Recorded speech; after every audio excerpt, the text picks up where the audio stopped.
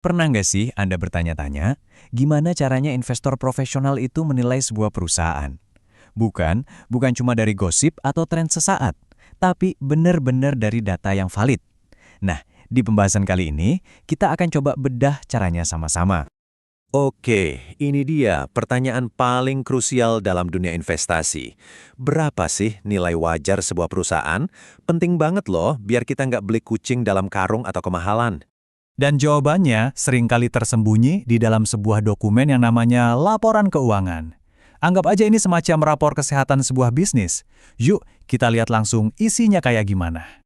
Oke, pasien kita hari ini adalah PT Sunindo Pratama Tbk, atau yang di bursa saham kodenya SUNI. Mari kita bedah tuntas perusahaan yang satu ini. Pertama-tama, kita harus kenalan dulu. Suni ini bisnisnya apa sih? Gampangnya, mereka ada di industri manufaktur. Dan mesin bisnis utamanya itu dijalankan oleh anak-anak perusahaannya. Nah, ini dia mesin-mesin uangnya. Lokasinya ada di Jakarta dan Batam. Coba perhatikan deh, persentase kepemilikannya. Hampir 100%. Ini penting banget, karena artinya hampir semua keuntungan dari anak perusahaan ini bahkan ngalir penuh ke induknya, ya ke Suni itu sendiri. Terus, seberapa besar sih bisnis Suni ini? Total asetnya atau total hartanya mencapai 1,1 triliun rupiah. Angka ini ngasih kita gambaran skala bisnisnya.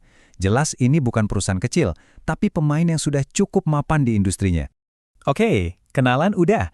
Sekarang kita masuk ke pertanyaan paling mendasar. Perusahaan ini untung alias cuan nggak sih? Jawabannya ada di laporan laba rugi. Ayo kita intip. Kalau kita lihat di sini penjualannya ada sedikit penurunan ya, dari 1 triliun lebih di 2024 jadi 982 miliar di 2025. Nah, sebagai investor, ini langsung jadi catatan penting buat kita. Kenapa penjualannya turun? Apakah ini cuma perlambatan sesaat atau ada masalah yang lebih dalam? Sejalan sama penjualannya, labanya juga ikut turun tipis. Tapi, jangan salah fokus. Meskipun turun, laba 192 miliar dalam setahun itu tetap angka yang luar biasa sehat loh. Pertanyaannya sekarang adalah, apakah tren penurunan ini bakal berlanjut di masa depan?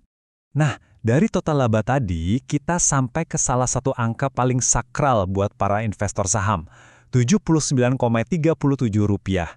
Ini adalah laba per saham, atau biasa kita sebut earnings per share alias EPS untuk tahun 2025.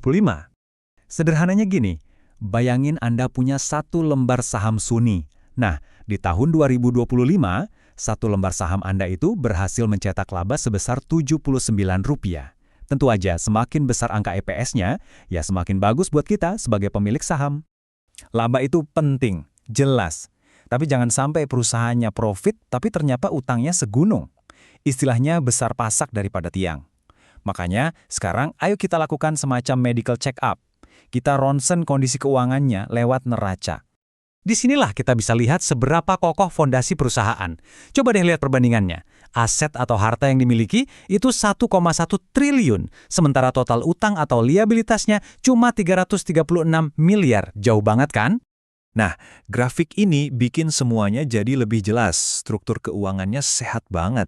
Ibaratnya orang nih, hartanya jauh lebih banyak daripada total cicilannya. Wah, ini sih ngasih rasa aman yang luar biasa. Jadi, apa artinya ini buat kita sebagai investor? Artinya, perusahaan ini punya bantalan finansial yang tebel banget. Kalaupun amit-amit ada guncangan ekonomi, dia punya daya tahan yang kuat. Resiko bangkrutnya jadi sangat-sangat rendah.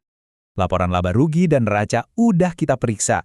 Tapi, harta karun yang sebenarnya itu seringkali tersembunyi di catatan-catatan kecil dalam laporan keuangan. Nah, sekarang saatnya kita jadi detektif. Petunjuk pertama, siapa sih pelanggan utamanya? Ternyata, nama-nama besar semua ya dipimpin oleh grup Pertamina. Ini nunjukin kualitas dan reputasi Suni yang udah diakui sama pemain-pemain raksasa. Tapi, ini ibarat pedang bermata dua. Di satu sisi, punya pelanggan kakap itu bagus banget. Tapi di sisi lain, ada risiko ketergantungan. Coba bayangin, kalau salah satu dari pelanggan besar ini tiba-tiba berhenti pesan, pendapatan Suni bisa langsung goyang. Nah, ini adalah risiko yang harus Anda catat baik-baik. Dan ini dia, petunjuk favorit saya. Sebuah kalimat emas yang tersembunyi di bagian catatan utang usaha. Coba baca baik-baik, seluruh utang usahanya tidak dikenakan bunga. Wow! Anda tahu nggak ini artinya apa? Artinya, Suni bisa meminjam uang dari para pemasoknya secara gratis. Ini tuh sebuah privilege, sebuah kemewahan yang cuma bisa didapatkan oleh perusahaan yang punya reputasi sangat baik dan posisi tawar yang super kuat. Jelas banget, ini sangat membantu kesehatan arus kas mereka. Oke, jadi setelah kita bedah semuanya dari A sampai Z, apa nih rapor akhir untuk Suni kalau kita lihat dari angka-angkanya? Jadi, gambaran besarnya begini. Suni ini adalah perusahaan yang fundamentalnya kokoh, neracanya sehat banget, punya keistimewaan utang tanpa bunga, dan jadi pemasok andalan untuk pemain-pemain besar. Memang betul ada sedikit penurunan performa, tapi fondasinya kelihatan kuat banget. Nah, sekarang Anda sudah bisa melihat cerita di balik angka-angka ini. Pertanyaan selanjutnya untuk seorang investor cerdas bukan lagi apakah Suni perusahaan bagus, tapi dengan fundamental sekuat ini, kira-kira berapa ya harga yang pantas saya bayar untuk satu lembar sahamnya? Nah, itulah langkah analisis Anda selanjutnya.